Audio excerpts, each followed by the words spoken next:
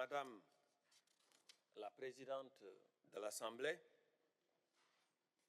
Madame la Présidente de la Cour, Honorable Juge de la Cour, Monsieur le Greffier, Excellences, distingués délégués, chers collègues, Mesdames et Messieurs,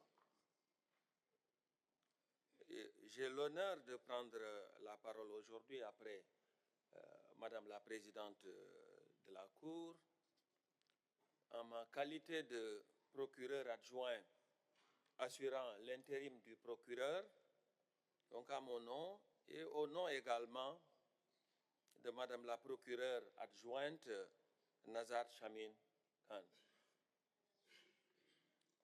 Sans aucun doute, cette année a été marquée par des défis immenses,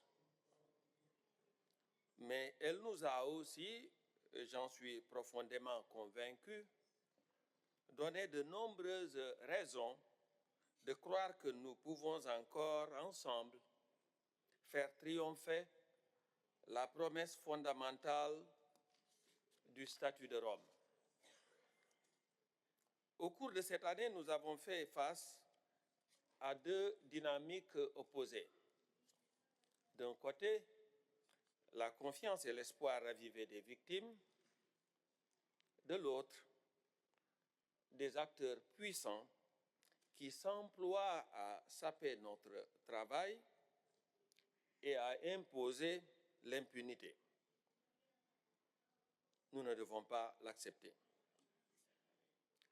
Je voudrais commencer par un message d'espoir, ainsi qu'un rappel solennel de notre dessein commun, en m'appuyant sur les paroles poignantes et courageuses prononcées par un survivant du Darfour.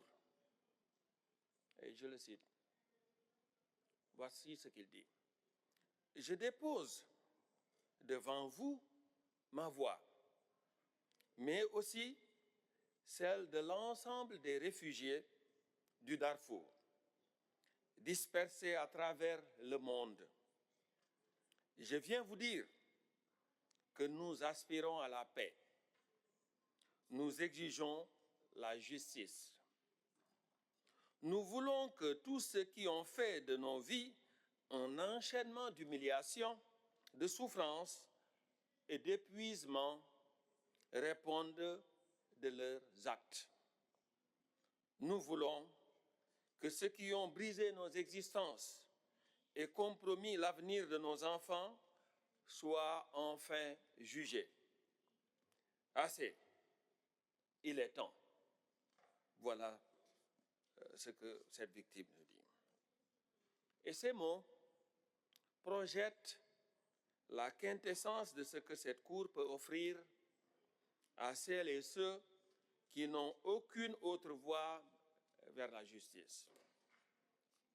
Ces mots traduisent les récits et les émotions de nombreuses victimes et survivants avec qui nous dialoguons.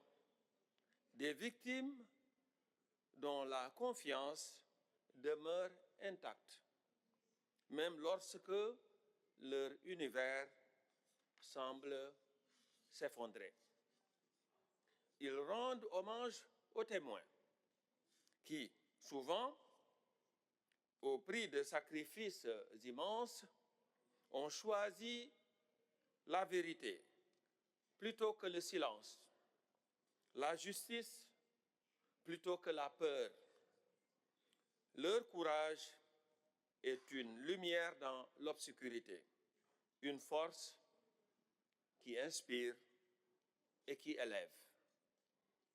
Ils sont la raison d'être des avocats, des juristes et des défenseurs des droits humains qui, aux quatre coins du monde, poursuivent inlassablement la cause de la justice, parfois sous la menace, souvent sans reconnaissance, mais toujours avec une conviction inébranlable et une foi profonde en l'idéal de justice et du droit.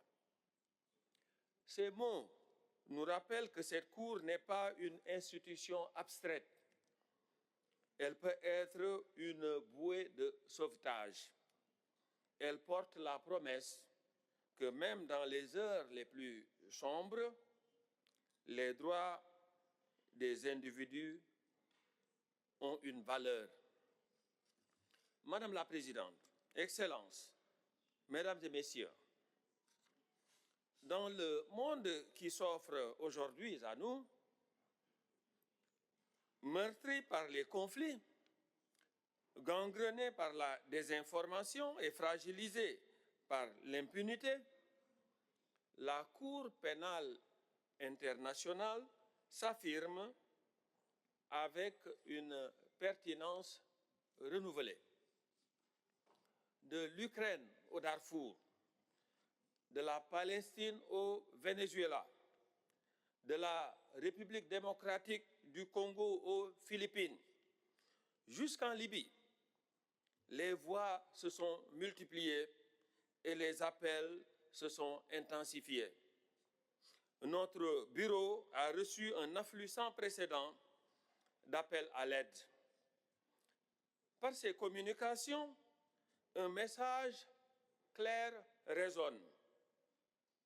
Ces communautés nous interpellent, nous regardent et attendent de nous reconnaissance et responsabilité. Elles réclament que la justice ne soit pas un idéal lointain, mais une réalité tangible. Nous sommes pleinement conscients que ces attentes sont largement partagées par nombre d'entre vous présents ici.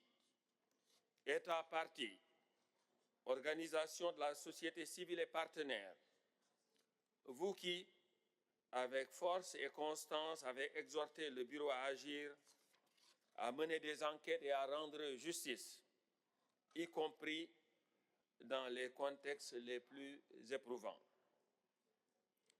Bien que cette intensification de l'engagement soit le reflet d'un paysage sombre, marqué par des violences accrues et des souffrances profondes, elle véhicule également un message d'espoir.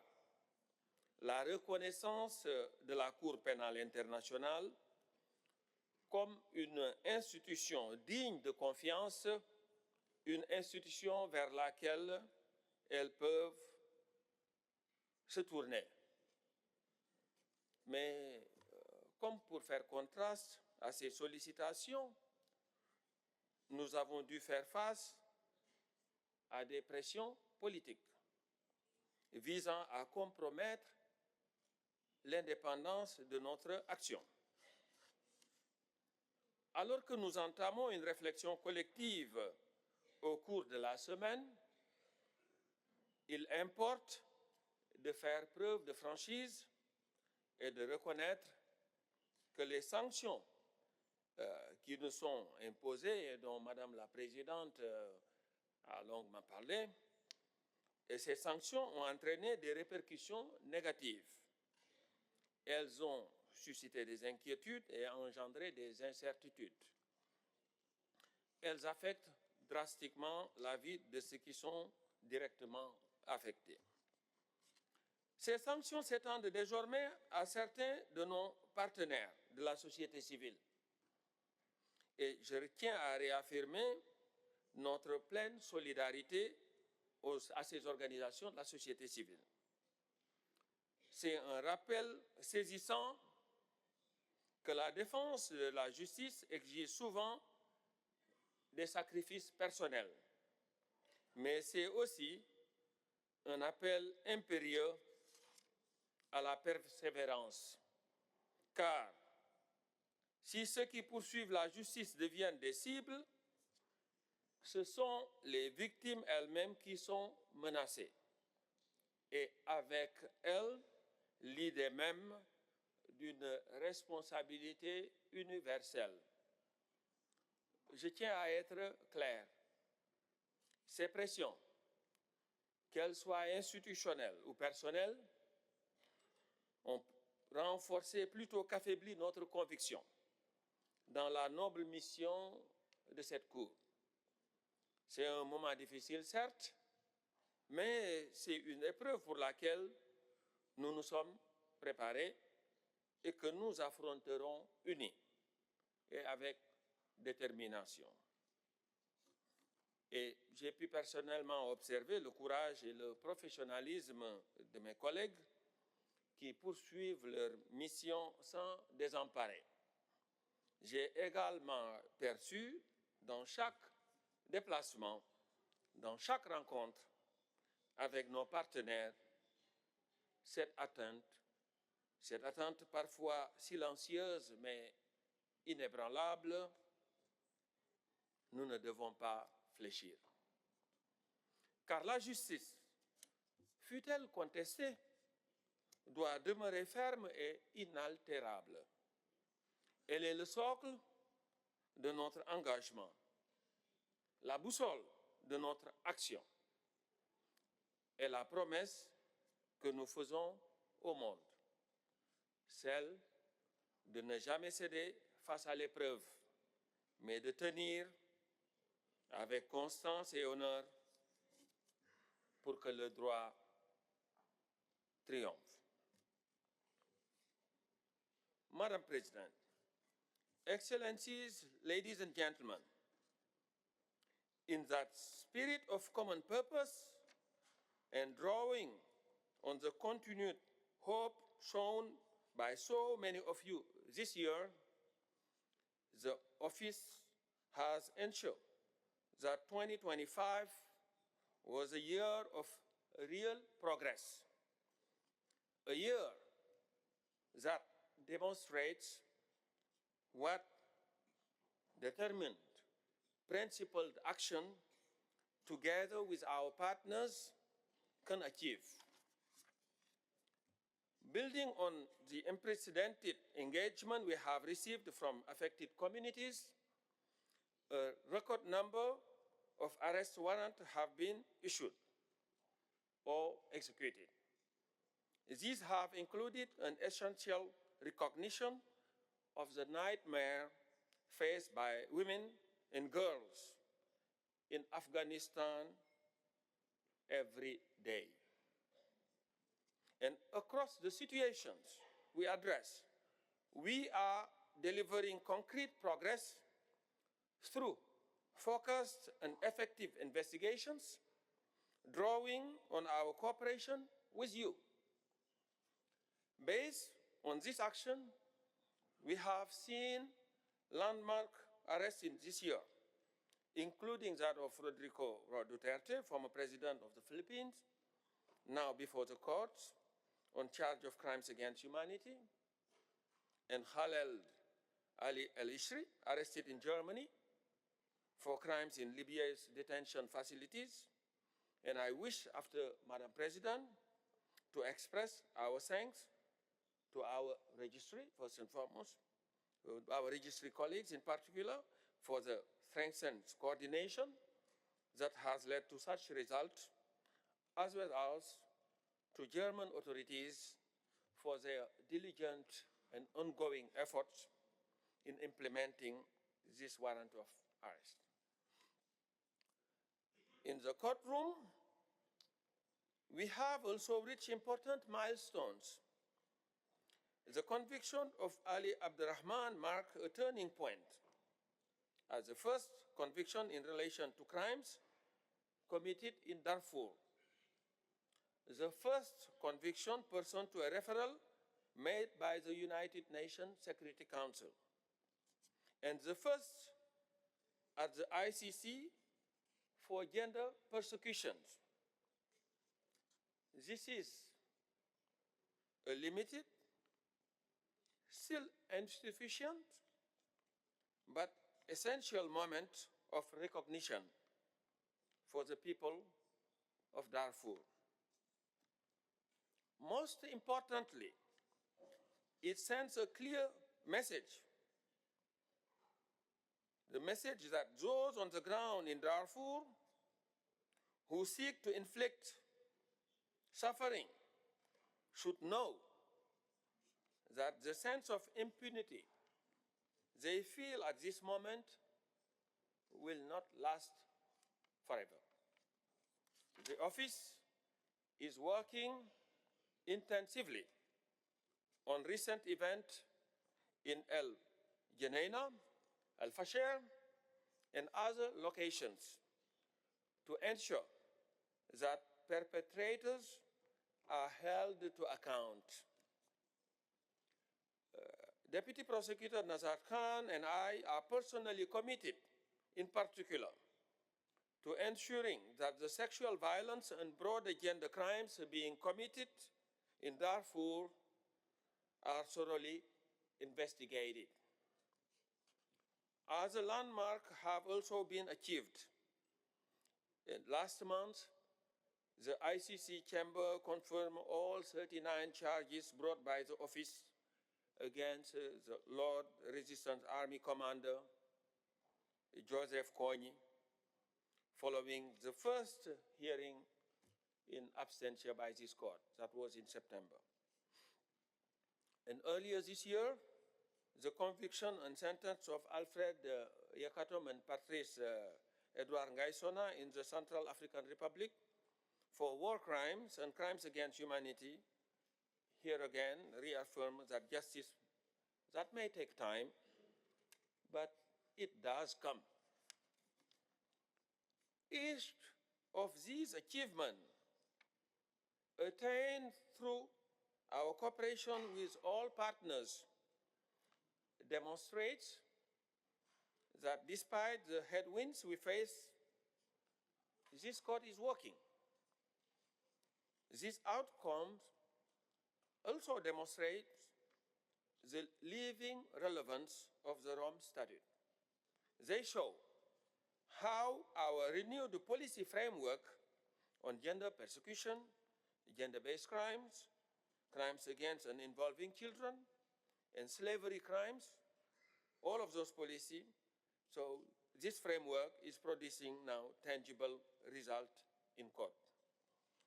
With the launch of our policies on environmental damage and cyber-enabled crimes under the Rome Statute at this Assembly, the office now concludes a significant phase of thematic policy development, one that strengthens the Rome Statute ability to address the evolving threats of our time and allows us to partner in ever-evolving ways with organizations at national and regional level. We are grateful to state parties who have contributed to the realization of these policies and underline their willingness to support next steps in their implementations. We are also seeing positive developments in widening circles of cooperation, even in places where the doors once seemed closed. There have been signs of openness and constructive engagement from Sudan and Libya, both states not party to the Rome Statute and situations referred to by the UN Security Council. In both contexts, channels of communications and cooperation that had long been constrained are beginning to re-emerge. These developments, while fragile, mark a positive shift and an important opportunity to establish partnerships and strengthen accountability efforts in two situations that have tested the resolve of the international community for over a decade. Similar momentum has also been seen in relation to other states not party to the Rome Statute, who have increasingly engaged with the office to enhance their knowledge and understand how we can work together. There is a real, if Renaissance opportunity in this moment to widen our engagement to strengthen universality. This year, the Office has also strengthened its approach to positive complementarity, recognizing that sustainable justice depends on national ownership, and emphasizing that the Office wishes to serve as a partner with all states in pursuit of accountability. This renewed approach has allowed us to deepen our engagement in relation to domestic processes in Colombia, the Central African Republic, the DRC, Ukraine, and Guinea, reinforcing judicial capacity, exchanging knowledge, and empowering national jurisdiction to act. The strengthening of this partnership and those in other situations will remain a key priority in the coming year, in line with our policy on complementarity and cooperation. In Venezuela, however, following sustained engagement, we have determined that real progress on complementarity has still been a challenge. Accordingly, and mindful of the need to effectively manage our limited resources, we have decided to close our in-country office in Caracas. Our investigation in this situation remains focused and active, based on the work of our dedicated unified team, together with our partners and guided as always by the evidence and the law. In the office workplace, let me just say a few words in that office workplace. Within our own institution also, we have recognized the need to place further emphasis on accountability and well-being. The past year has brought legitimate scrutiny to our internal culture. The office has taken this concern to heart. We have sought to ensure a calm space for our dedicated staff, while the independent process established by the Assembly being conducted by the United Nations Office of Internal Oversight Services, while this process has been ongoing. The resolution of this issue remains a matter of urgency and priority, as we as Deputy Prosecutor, we remain personally committed to fostering a workplace anchored in respect, dignity, equality, and trust. Those values that must underpin any institution that seeks to deliver justice for others. Creating a safe, respectful, and inclusive workplace is not just a strategic priority. It is a deep commitment shared across all levels of this office. Listening to staff, legitimate concern, learning from feedback, and embracing bottom-up proposals will be key to the journey ahead. Madame la Présidente, distingués délégués, Mesdames et Messieurs, à l'aube d'une nouvelle phase institutionnelle sous l'égide du plan stratégique de la CPI pour la période 2026-2029, l'ensemble des organes de la Cour ainsi que le Fonds au profit des victimes se trouvent unis sous le principe d'une seule Cour. Cet alignement renforce notre capacité collective à agir avec cohérence, rapidité et impact. Il est, sous certains aspects, le fruit de l'environnement contraignant auquel nous faisons face, soumis à des pressions externes, nous avons su renforcer notre coordination et notre unité. Nous aurons besoin de ce sens commun du but partagé par chacun d'entre nous ici aujourd'hui pour affronter les défis qui se profilent à l'horizon. Bien que les avancées de notre travail soient indéniables et que l'exigence d'action n'ait jamais été aussi pressante, nous devons néanmoins reconnaître qu'au sein de certains cercles de la communauté internationale s'expriment des signes d'hésitation, voire de lassitude, révélant un affaiblissement préoccupant du consensus, pourtant établi de longue date, autour du rôle fondamental de l'état de droit dans l'ordre international.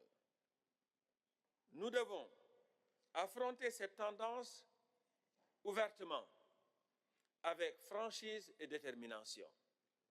Et nous devons l'affronter ensemble. Nous pouvons y parvenir en démontrant, par la force de nos actes, que l'action de la Cour pénale internationale revêt une valeur non seulement pour les victimes des crimes, mais également pour l'ensemble de la communauté internationale.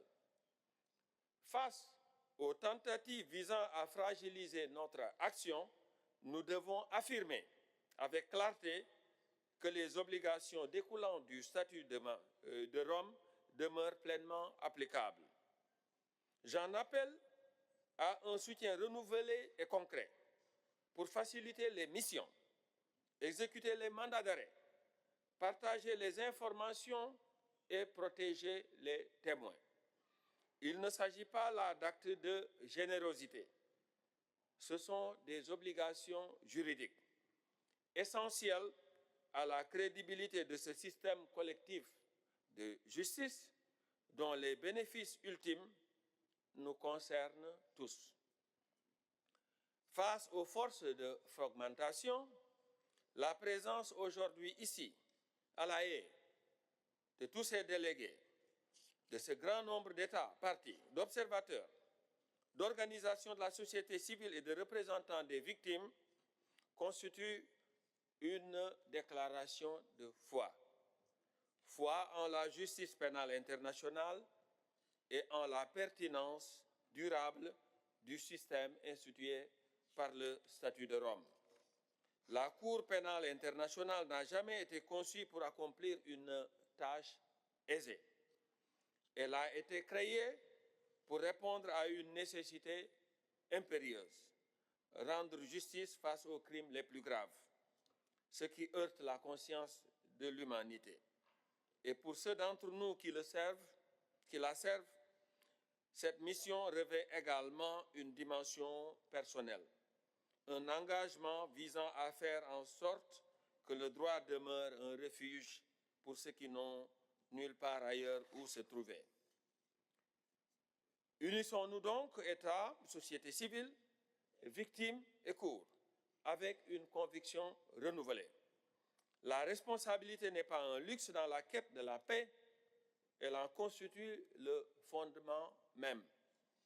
Comme nous l'a rappelé avec force le survivant du Darfour que j'ai cité, l'édifice de notre action commune repose sur l'impérieuse exigence de justice portée par les victimes de crimes du statut de Rome. Car, fussent-elles les plus obscures, les pages de notre histoire collective ne se lisent point à travers le prisme du désespoir, mais bien à celui de la résilience, de la fraternité et, in fine, de la réaffirmation même de notre humanité partagée. Face aux menaces et à la désinformation, une certitude demeure.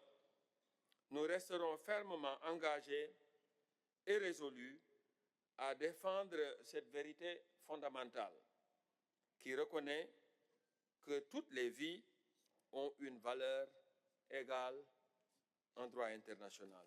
Et je vous remercie de votre attention.